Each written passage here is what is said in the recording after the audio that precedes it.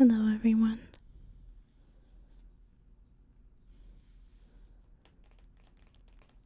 In this video, I am going to be showing you some gameplay of each game that is on the NES Classic.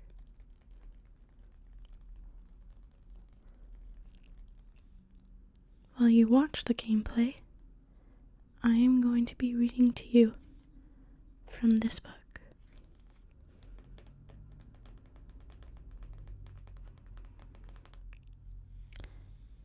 It is the Playing with Power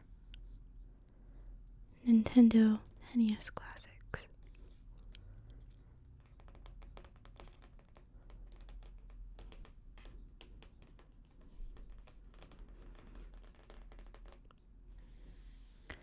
Let's take it out of its case.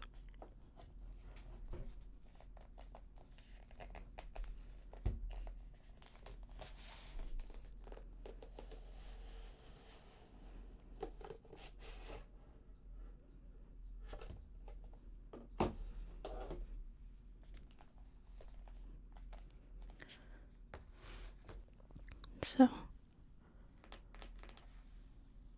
let's begin.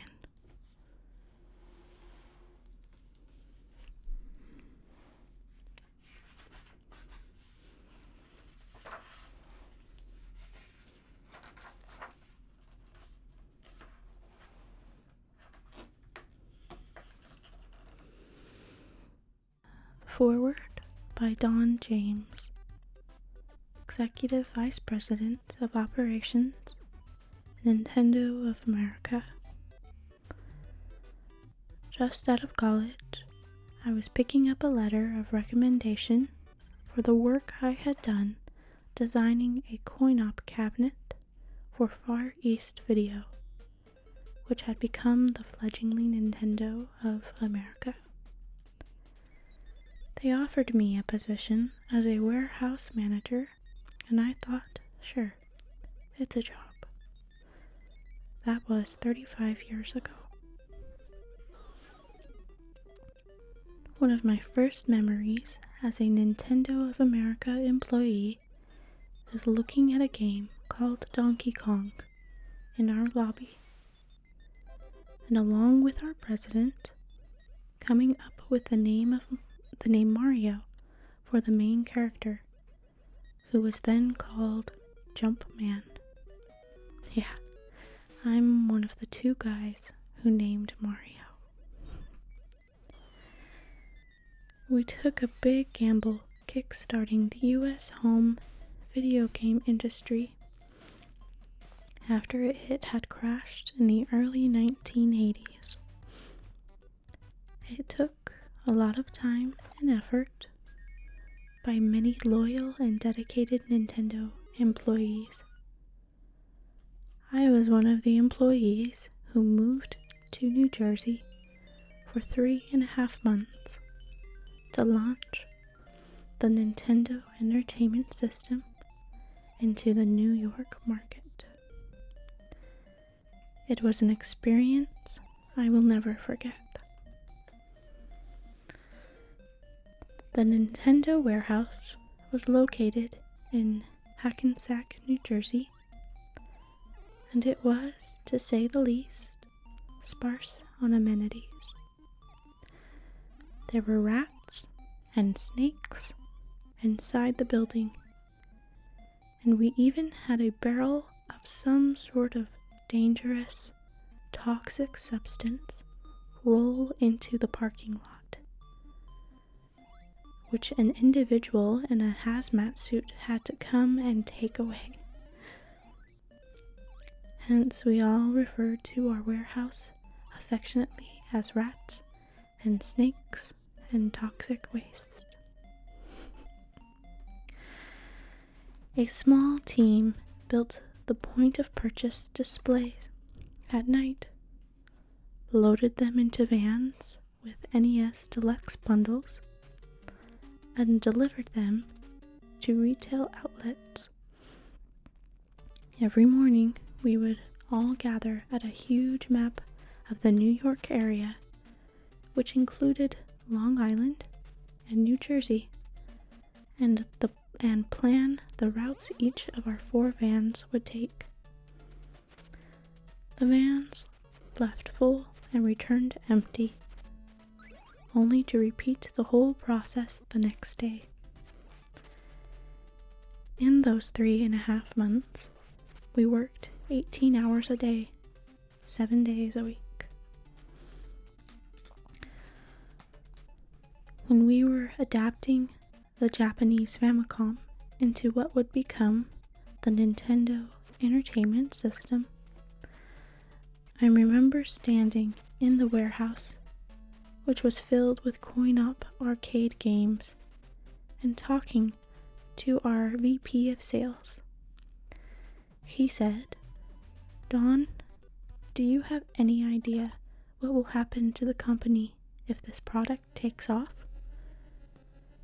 At the time, I didn't think much about it, but looking back, it was the start of a truly epic journey for myself and the many fans of Nintendo products and characters.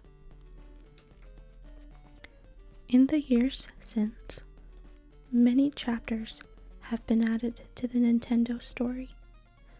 We've come a long way since the days of rats and snakes and toxic waste. With this book and the release of the Nintendo Entertainment System, NES Classic Edition console, I am excited to relive some of my own memories of those exciting early days. I hope you are too. Now, if we look on the next page, page number 3, it says, Introduction by Nick Von Esmarch. Two-tone gray with red and black accents. This seemingly simple color scheme is immediately recognizable to nearly any gamer, even now, even to those of us who were born years after the Nintendo Entertainment System launched. But why? Why, after decades of technological leaps and bounds, does this iconic video game console still hold such a cherished spot in our collective memory? Put simply, the NES changed everything. Trust us, those of us who were there remember what gaming was like before the NES. After the industry crash of 1983, video games were thought to have been a fad. Not by those of us who played games, of course, but the companies that published them, the retailers that sold them, and the media outlets that covered them all seemed convinced that the heyday of video games had come and gone. The thought might be laughable now, but those of us who were there know how close it came to being true. It wasn't just the most popular console of its time. The NES managed to revitalize and reshape an entire industry. For that reason alone, the NES deserves to be celebrated decades later. It helped redefine a generation of gamers, and its influence can still be felt to this day. If you need an example, just take a look at the NES Gamepad, a directional pad on the left with buttons on the right. It changed the way we interact with games, and it established what most gamers have come to expect with a controller. At one time, every console that hit the market did so with its own unique and often bizarre controller. Offerings incorporated joysticks, dials, and keypads in various combinations and figurations. Mastering a new controller took nearly as much time as mastering a new game, and playing an unfamiliar console was always a disadvantage during a round of competitive gaming. But the NES Gamepad changed all of that. Its influence can be seen in virtually every controller that's hit the market in the last 30 years. Thanks to the gamepad, players instinctively know how to pick up and play nearly any game on any console. For many of us, it now takes only a few minutes to feel comfortable with a new game, and that wasn't always the case. Of course, the popularity of the NES wasn't just about color schemes and controllers. Our love for this system is built on its library of now classic games. From the day it launched, the NES offered something for everyone. And as its library grew, so did its popularity. The NES offered plenty of games for fast-twitched players. There were scores of options for players who could turn a single quarter into an entire day in the arcade. But there were also plenty of titles for the rest of us, too. In many cases, conquering a game was more about knowledge than reflexes. Some games could be mastered by anyone with a mind to do so.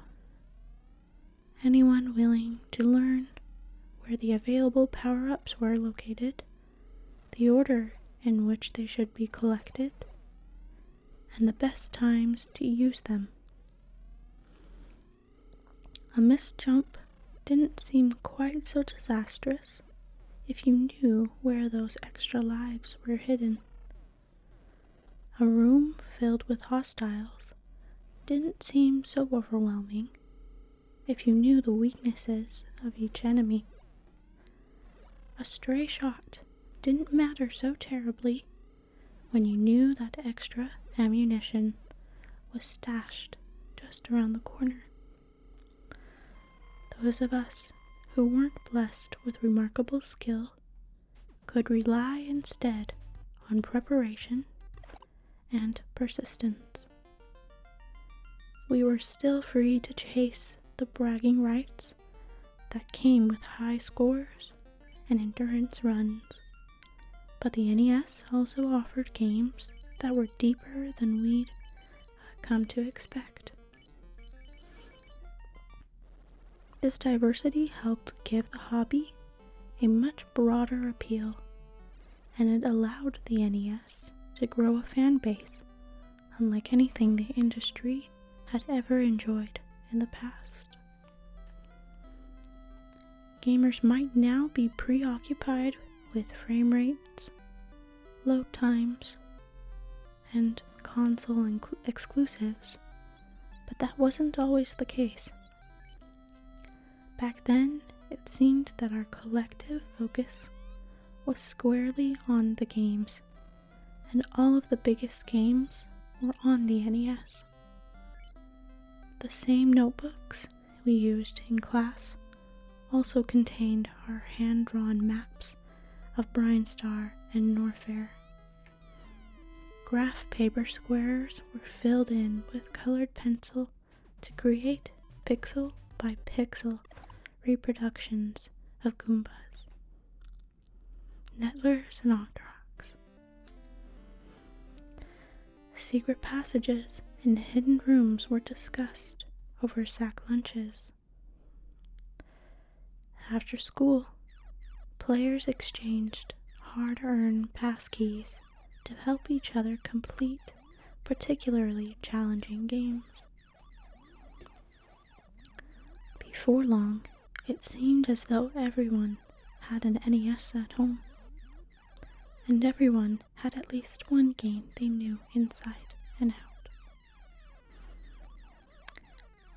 Those of us who grew up with the NES now count ourselves as the first generation of lifelong gamers. Many of us have sons and daughters of our own, and we're eager to share with them the games we remember from our own childhoods.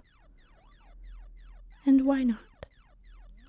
These titles aren't just touchstones in gaming history. They're every bit as entertaining as we remember.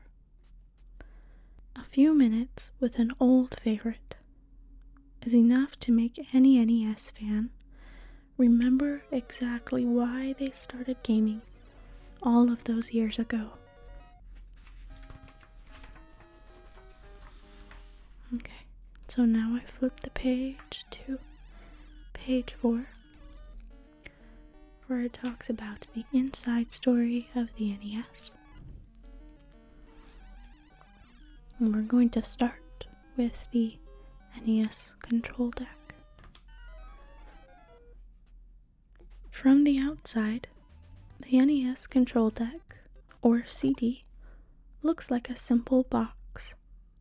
A few buttons, a few jacks, a little red light. But appearances can be deceptive. In the following pages, we'll open up the hardware and see what goes on inside the world of amazing precision and blinding speed. Our tour into the electronic maze behind with a look at how the CD communicates with the world through game packs, controllers, and your TV. We'll start with the 72-pin connector. Like all computers, the NES receives information from the software. In this case, that means game packs. When you slide your game pack into the controller deck, the open end slips into the 72-pin connector. It's like plugging in your telephone so you can receive calls.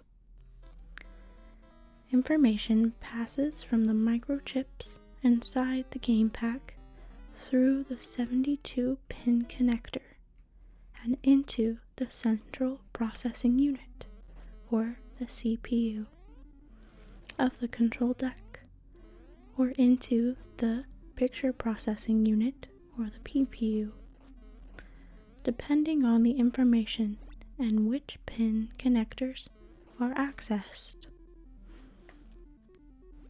If lint or dust gets into the 72-pin connector, the signals may not get through, and it seems like the game pack isn't working. We'll go down to RF modulator.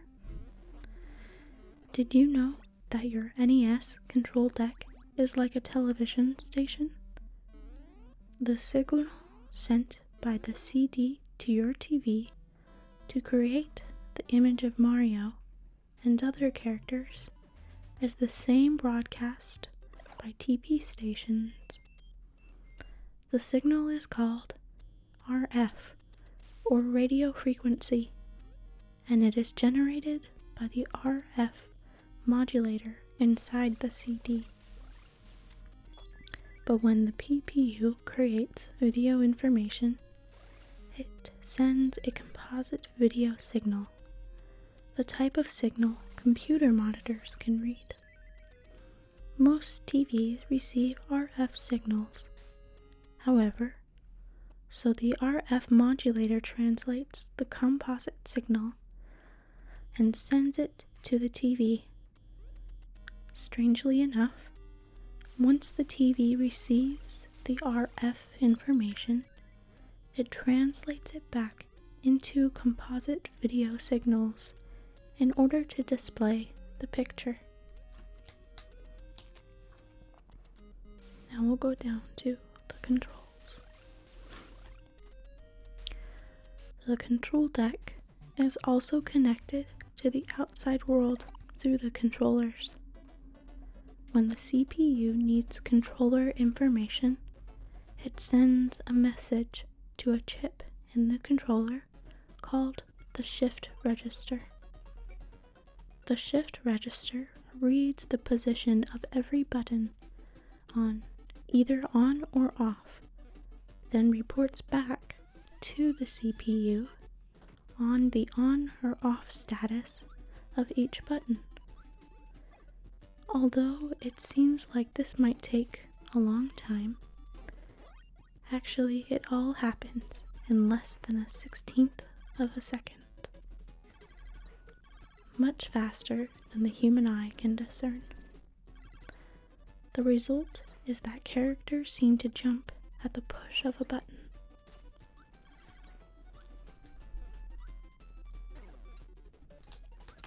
I'm just looking at this page some more.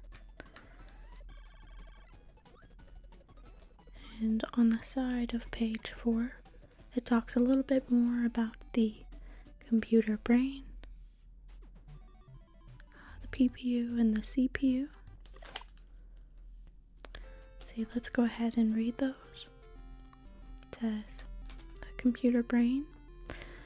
Every aspect of the game, from the picture that appears on the screen to the rules that determine how high a character jumps, is controlled by two powerful components, the PPU and the CPU. And it has a bunch of cool pictures of the inside of it. And then under the PPU,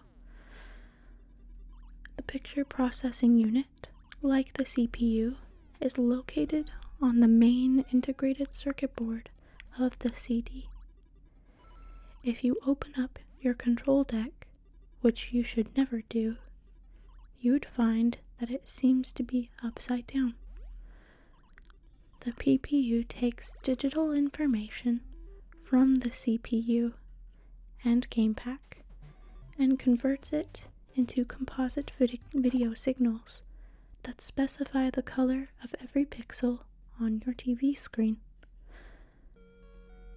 60 times every second, the PPU redraws the entire screen in the still frames, just like the multiple still frames of a motion picture. Because this happens so fast, it seems as if the characters on the screen are actually moving. And then under the CPU, it says, the central processing unit is like a tiny switchboard with thousands of calls coming in and going out at the same time.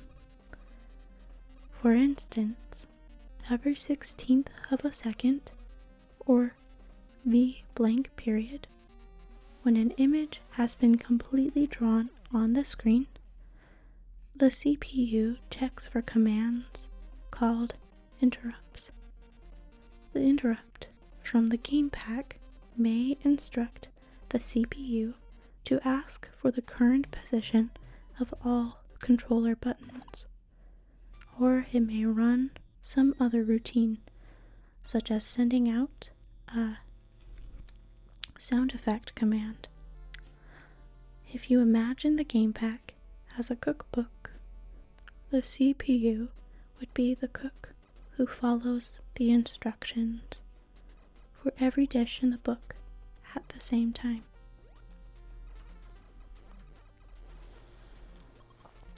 And then we'll move to page 5. And the beginning of this says, the NES at play. And the characters. Although Mario and other characters usually seem pretty solid, they are actually composed of several characters. Super Mario consists of 8 separate characters.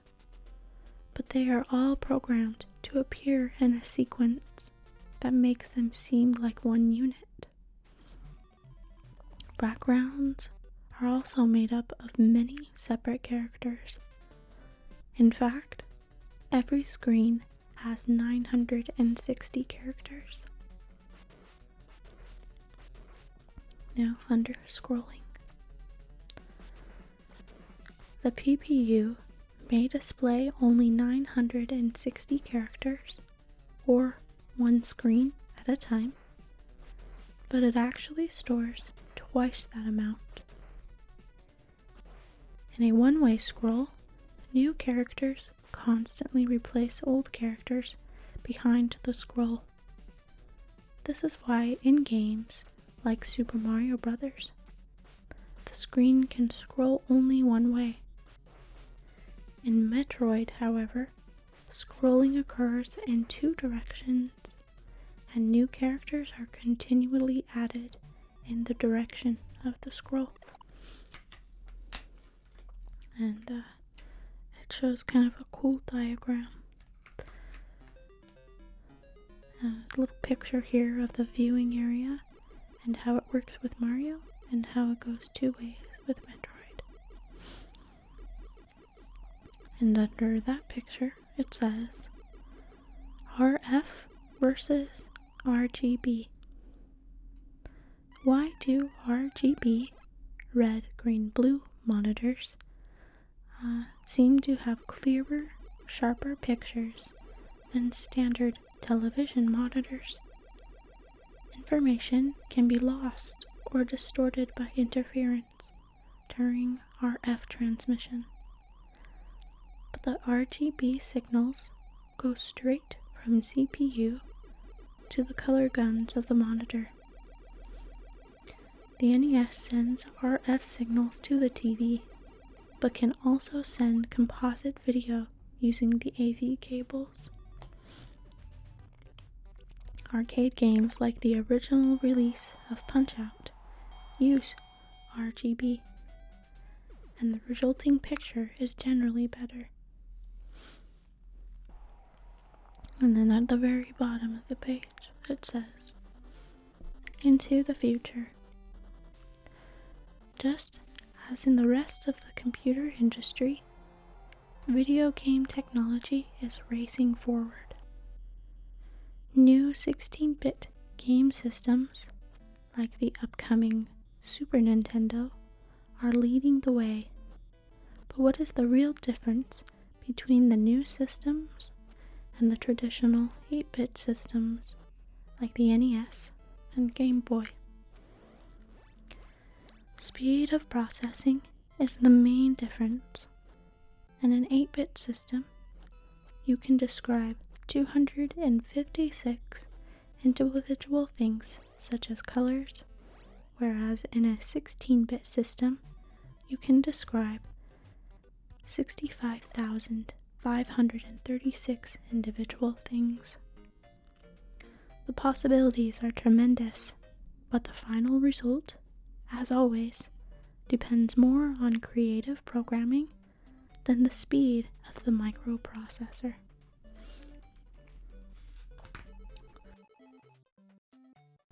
So those two pages were more about all of the technology behind the NES and things, which I think is pretty cool.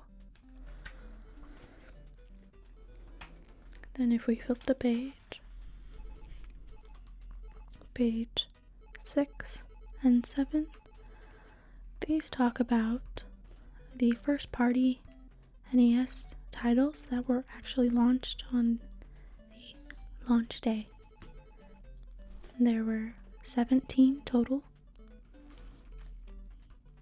and I will read off each one. So the first one is 10-Yard Flight. The second is Baseball, Clue Clue Land, Duck Hunt, Excitebike, Golf, Dynamite, or Gyromite, I'm not sure. Hogan's Alley, Ice Climber, Kung Fu, Pinball, Soccer, Stack Up, Super Mario Brothers, Tennis, Wild Gunman, and last one is Wrecking Crew. And each one of these little games here has a description under each one. I won't go through every single one, but I'll just pick a certain few here and there. Why don't we start with Super Mario Brothers? It says, do you have what it takes to save the Mushroom Princess? You'll have to think fast and move even faster to complete this quest. The Mushroom Princess is being held captive by the evil Koopa tribe of turtles. It's up to you to rescue her from the clutches of the Koopa King before time runs out. But it won't be easy. To get the princess, you'll have to climb mountains, cross seas, avoid bottomless pits, fight off turtle soldiers, and a host of black magic traps that only a Koopa King can devise. It's another non-stop adventure from the Super Mario Brothers. Let's see, and next, why don't we read Ice Climber. It's only you and an ice hammer as you make your way to the top of the mountains. If you can break through 8 levels of treacherous Arctic ice, you'll reach the top of the mountain. But watch out. The nitpickers, condors, and polar bears don't want you up there. And they've got a bag of tricks that will test every ounce of your strength and courage. Are you going to let them stop you? No way. There are 32 mountains to choose from, and endless thrills as you fight these Arctic creatures alone, or with a friend, and ascend to the bottom of the mountain in Ice Climber. Okay, the next one I'm going to read is Excitebike. Design your own motocross course for a different racing challenge every time. This thrilling Nintendo programmable game lets you vary the obstacles, change the sequence of events, and increase the racing challenge time and time again. You'll start out in a Nintendo-designed preliminary race and move through a series of increasingly difficult jumps and some very fierce motocross competition as you race your bike towards the checkered flag. This thrilling test of driving strategy and skill will keep you riveted to the screen for hours. See, I think those are the only descriptions that I'm going to read for the first 17 games that were released on launch day. And I'm going to flip to the next page. And then after page 7, it goes into more detail of the games themselves and how they're played. We have more detail through pages 8 and 9 about Excitebike. Next, we have Ice Climber. And those go for a few pages. There's a lot of cute pictures and a lot of helpful information. Page 18 starts with Super Mario Brothers. It, of course, has these amazing long maps, I guess, of where everything is, how to go about doing it, and of the different worlds. And then on page 28, it talks about the early period and their focus on, I believe, the different arcade games that were Donkey Kong, Donkey Kong Jr., Donkey Kong Jr. Math, Donkey Kong 3, Mario Brothers, Popeye, Balloon Fight, Gum Show, Match Rider, and Urban Champion. Okay, I'm now going to read the top couple of paragraphs that are under the early period. It says,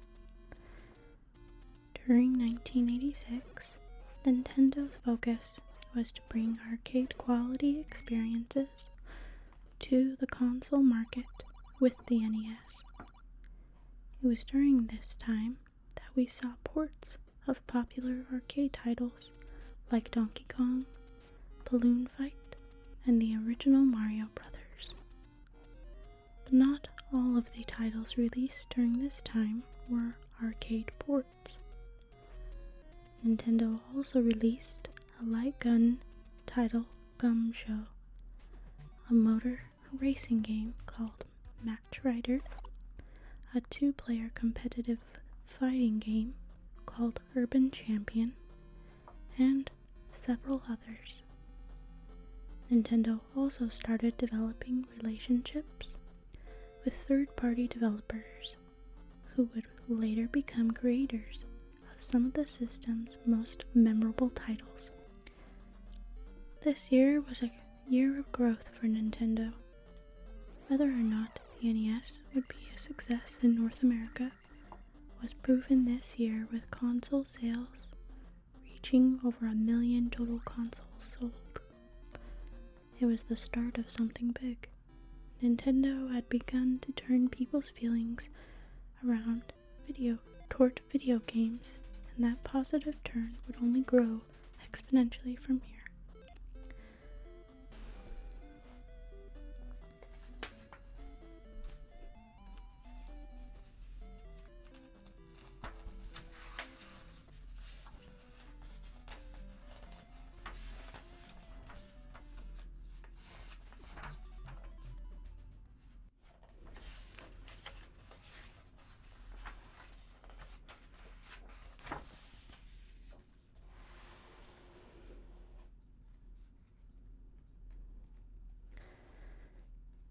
I hope you found this video relaxing.